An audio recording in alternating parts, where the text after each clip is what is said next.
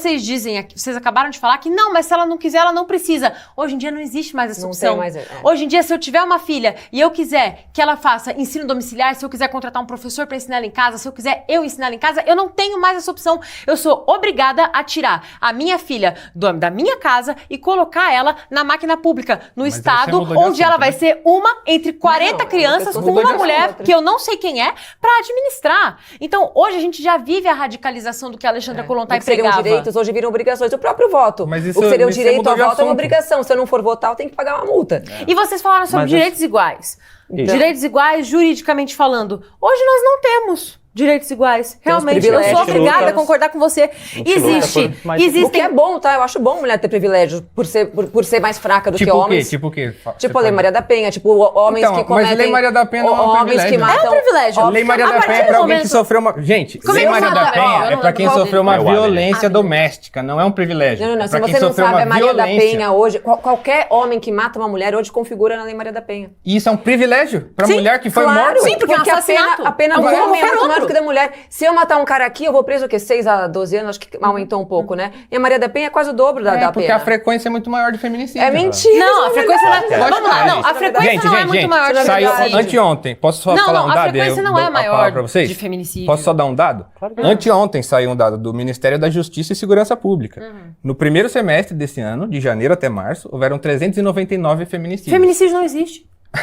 Tá bom, aí você discuta com o Ministério da Segurança Pública. Sim, agora, eu devia poder discutir. O que eles estão falando existe um feminicídio a cada 5 horas no Brasil. Não existe um feminicídio, porque feminicídio não existe. A taxa de mulheres matando o namorado por ciúmes é muito menor. Não, você não sabe se ela é muito menor, porque não existe porque o Ministério Público acabou de... Não existe a estatística. A estatística não existe, você não tem como saber isso. A estatística não existe, porque não é relevante. Tanto existe que na matéria... Não é conveniente. Apenas 8% dos casos chegam na polícia. Essa é uma estatística. E a maioria das cometidas por abuso no Brasil são meninas de 13 anos. Você sabia que se uma mulher desaparece, não se sabe quem causou o desaparecimento dela e sequer se ela tá morta, mas o namorado tá na lista de suspeitos, e o caso é encerrado como possível morte, essa estatística entra em feminicídio? E daí? E daí? E daí que não é um crime. Você não sabe o que aconteceu e está sendo usado para inflar estatística. Exatamente. Quando a gente fala sobre... Você acha que a maioria dos feminicídios são estatísticas infladas? Não, eu acho que feminicídio não existe. Não existe. Não existe. Quando a gente fala sobre direitos desiguais, que a gente tem hoje e se todo ser humano é igual perante a lei, qual que é o sentido de existirem dezenas, eu sou incapaz de citar todas aqui, dezenas de leis que cobrem somente mulheres, delegacias específicas para mulheres, viaturas específicas para mulheres. Se você me mata, você é um feminicida. Se eu te mato, eu fico menos tempo na cadeia do que qualquer homem que vem aqui e te mate, porque eu sou mulher e eu era menor. Você tá falando que a vida do homem vale menos. Se o crime para uma mulher que mata um homem é menor do que um crime para um homem que mata uma mulher... Você tá falando que a vida do homem vale menos. Por que? Qual é o sentido? Mas de verdade, dúvida eu quero falar, mas vou deixar qual o é o falar. sentido de, hoje em dia, qual que é o sentido de, se você mata ele, você vai preso por um tempo. Se eu mato ele, eu vou preso por menos tempo. Então, se nós dois, no fim, matamos pela a mesma frequência pessoa. do crime na sociedade. Só, é que assim, a gente tem que partir de um ponto de vista de que a legislação... A frequência do crime na sociedade tira a gravidade do fato de eu ter matado você? Deixa eu te falar, não é questão de gravidade. Só que eu vou preso por menos tempo. A questão não é gravidade, a questão é o seguinte, ó, a lei, ela tem o caráter punitivo e ela tem o caráter pedagógico, tá? Então, é importante pedagogicamente que o homem entenda que a mulher não é uma propriedade dele. Historicamente, isso é construído, porque a gente vem de um sistema onde a propriedade, né, ela é sempre colocada como uma das principais coisas a ser defendidas. E a mulher, muitas vezes, se coloca dentro dentro desse arcabouço de ser uma propriedade do homem. Mas você e o fato de ser uma propriedade do homem... propriedade é algo a ser defendido? Da sociedade contemporânea. Mas olha só, a mulher não é uma propriedade do homem, tá? A mulher é um ser autônomo, que tem seus desejos, que tem as suas vontades e que entrou em um acordo com outro homem para ter um relacionamento.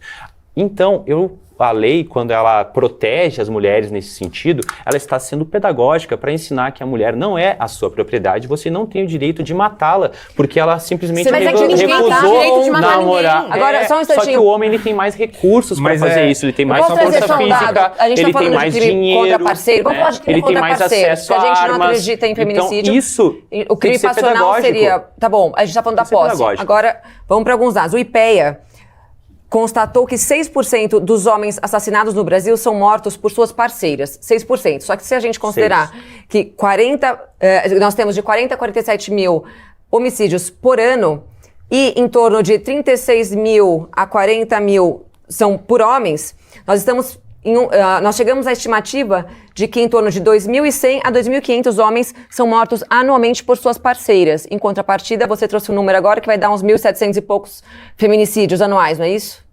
Ou seja, homens, na prática, segundo os dados que você mesmo trouxe, e segundo o IPEA, podem pesquisar o IPEA, mais homens são mortos por suas parceiras do que mulheres são mortos por seus parceiros.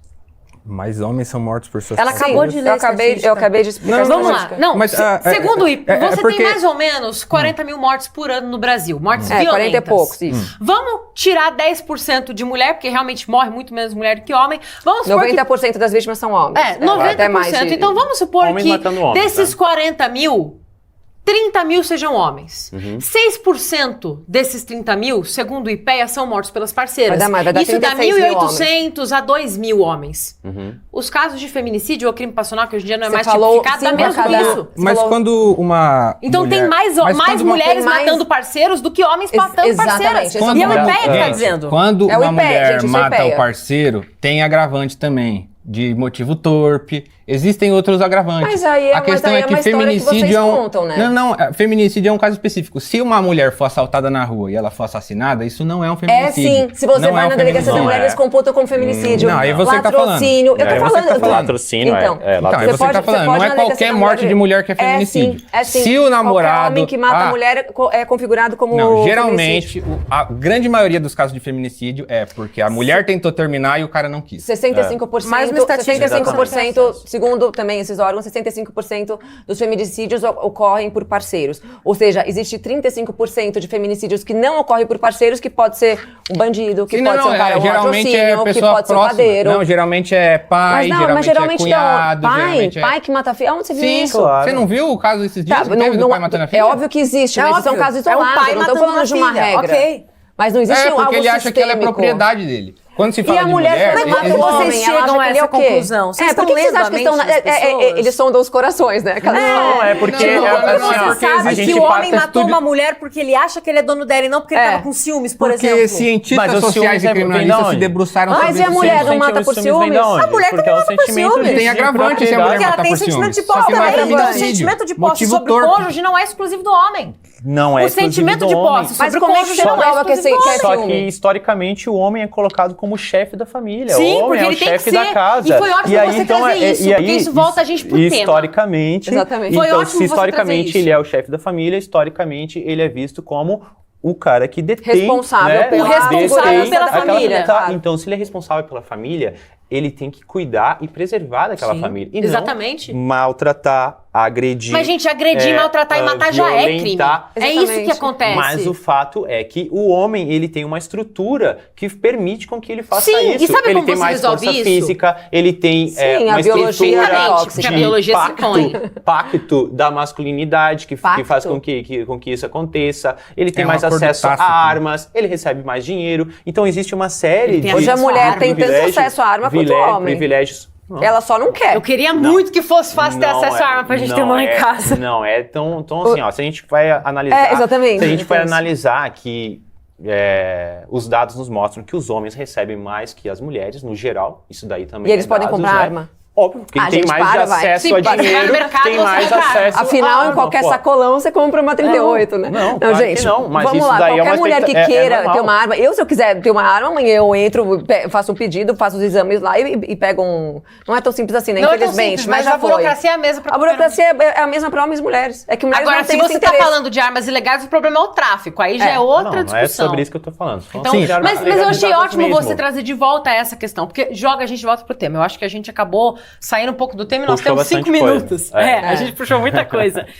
Você falou sobre o homem ser o responsável pela casa. Historicamente. Sim, de verdade, eu queria muito entender por que, partindo dos homens que têm lugar de fala, por que para um homem de esquerda é visto com tanta negatividade cair sobre o homem a responsabilidade de ser o cabeça do lar? Eu acredito que não é generalizado o fato de ter esse problema. O problema é justamente quando você não enxerga a possibilidade de outras formas de família. Então, eu sou um homem heterossexual que tem uma companheira, né, heterossexual. O Abner também, ele tem uma sua companheira, ele tem tem filha, né, então tem a família. A gente optou por isso, né? Então, a nossa opção por ter esse modelo de família tem que ser respeitada por quem quer que seja. O que a gente defende é que outros modelos de família também sejam respeitados, né? Então, modelos de família com 2 pais, com 2 mães, modelos de família onde o filho é criado por uma comunidade. Do homem esquerdista não ter testosterona, acho que tem mais a ver. A gente está indo para uma coisa de construção familiar. Mas é exatamente isso. É justamente pelo homem ser o cara que tem que ser a fonte de testosterona da família, é por isso que é relevante que ele seja o chefe. A gente não acha que tem que ser. Se eu quiser ser, eu posso ser, mas não preciso ser obrigado a ser. Existe uma situação de perigo. Porque testosterona é um hormônio, gente. Sim, é um hormônio, é uma das principais coisas do corpo humano. É um hormônio. E aí, se o cara tiver muito hormônio, ele é uma pessoa boa, se ele tiver pouco hormônio, ele é uma pessoa ruim. Não, ele é uma pessoa capaz de proteger a própria família. Inclusive, a falta de testosterona é um problema de saúde. Por que você acha que o homem tem que se o cara tiver baixo testosterona, ele não protege a família. Nem quero entrar nessa. Vocês estão inventando uma regra agora na minha frente. Mas a biologia, a natureza inventou essa regra. Por que o homem tem mais testosterona? Por que uma mulher tem alguns hormônios e o homem tem outros? Por quê? Nem a mulher, na verdade, com mais testosterona não é tão preto no branco assim, né? A divisão de hormônios é bem variável, né? Tá bom, mas se fosse parecido, eu tava com barba e bigode. Não é bem variável. Todo homem tem barba e bigode, mulher não tem barba e bigode. Quando ela varia demais, isso indica um problema de saúde. A minha sogra tem barba. Putz, aí eu sinto provavelmente ela tem SOP, isso é um problema de saúde. Exatamente. Tem mulheres que tem bigodinho, que tem que ficar raspando o bigodinho. Mas tadinhas, eu sei, entendeu? Mas é algo que não é desejável, entende? Algo... Por você, se a sua sogra tem barba, você deseja uma mulher com barba? Provavelmente ela tem SOP. Então, você tá dando um diagnóstico, você tá dando um diagnóstico médico. Não, mas existem causas, existem questões de saúde que levam a mulher a ter barba, mas que não é desejável, não é o padrão. São coisas fora do padrão do corpo feminino. Tem busca remediar. Exatamente. Tua sogra não faz a barba. Mas qual é a obrigação? Mas assim, qual é a obrigação que você... Assim, eu acredito assim, a sociedade, ela capitalista que a gente vive, ela recompensa pessoas que conseguem se enquadrar dentro do padrão.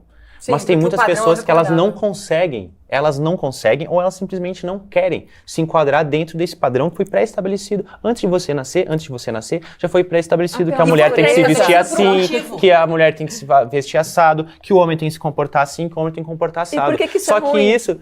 Porque para algumas pessoas esse modelo não serve. É que quando você considera que o resto é errado, entendeu? Tipo assim, isso daqui é o certo, o resto é errado. Na maioria das vezes é disfuncional. Aí o que acontece? A esquerda vai dizer assim, você quer ter suas crenças. Disfuncional que não funciona. Tem coisa que funciona, tem coisa que não funciona. Se uma criança...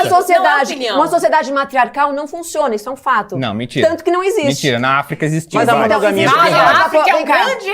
Não, antes da colonização. Antes da colonização. E por que não existe mais? Por que falharam?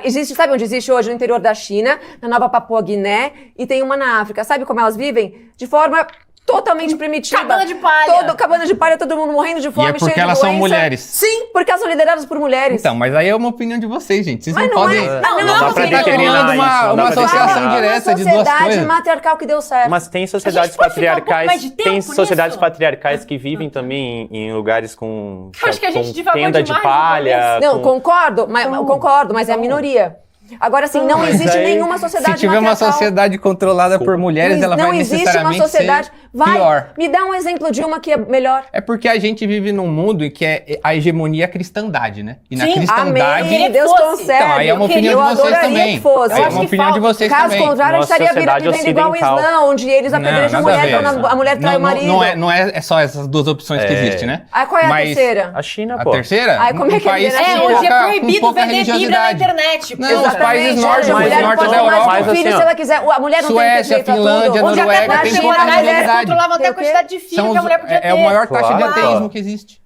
E daí? Países com menos religiosidade, com menos violência de gênero. Então não tem a ver a cristandade. Violência de gênero, cara. Ué, eu falei, a cristandade, ela instaura um certo patriarcalismo. Mas elas vivem em cima de uma construção patriarcal, opressora, terrível, cristã, segundo vocês.